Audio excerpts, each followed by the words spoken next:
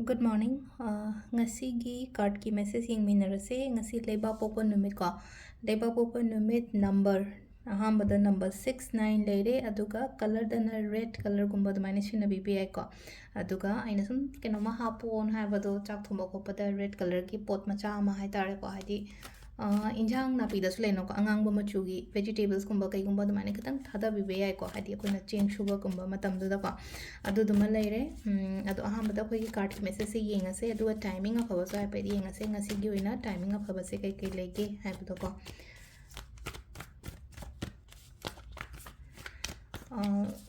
calls lakpa ngai amuka su ai amka haijage ko haidi calls so pai hauda ba yawe duna khangde ba kai gi tawra ino habaduna haidi message oina drop tawbiramo ko message to they call tawge haragana ama manipur gi number am yawo do tawbiyo aduga aingonda di ai pai hauda ba timing yawe tuduna haidi khangaude ko haidi kai gi tawrokpano habadu duna yaragadi WhatsApp message among khatang ju thada biramo ado aina keno tawbu matam da haitare ko free obe matam da kitang ain khata pa katang khara khara tarokanda hanba khotpa do loina mangam me do maina khara na ko duduna message kumba kai kumba ko haidi darkar do kai gino jo khangde ai ju ai hallaga tawbu ju matam pharak ta bu ya hawe ba duduna ni ko na haije sha silai ko khoi gi card ke ko lotho se ko 3 cards khatang card number 1 card number 2 card number 3 ko ahamba anishuba ahum suba ko ahamba khanba yengase ko ahamba khanba se ko haidi first card se hojik se ko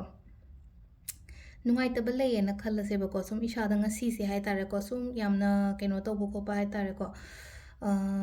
thawai nungai tamni khangde amani khangde natraga haidi hana ngarang na han se kitang aingonda nungai tabu gumba do maina thokpo gumba leraga di ko isa se hanna heal tawon ha ko ithanda layo meditation gumba tawo yam ka hena mi nungpun bai dakar oide ko yamna aduga hai tar ko hai ithanda leiraga mi se ko hai shanti phang basu yawidana ko dumaina sida ko sida lai se hai isolate se phai ko dum sometimes aduduna hai sida unit time alone ko simple oina hairabada hai ai do matam khatang keno tawbo oina phai ko aduga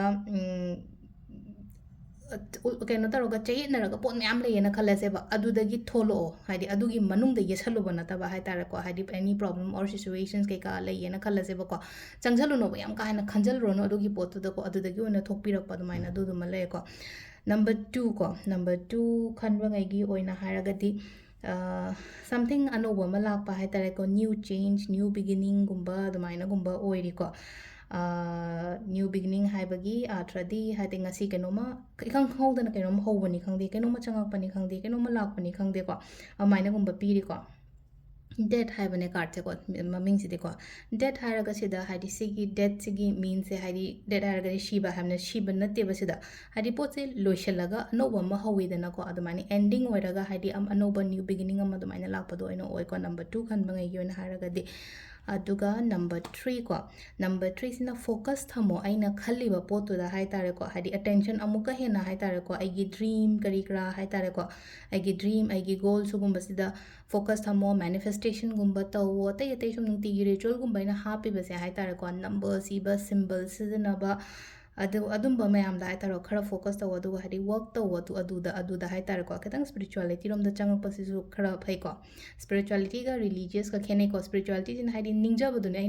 aina pame be shodo ning badune na hadi sida adu religious haraga na hadi man adu dharma hinduism christianity adu ada hanala ane religious na te basidan hadi sam spiritual oyo aina pame ba aina khalli be shodo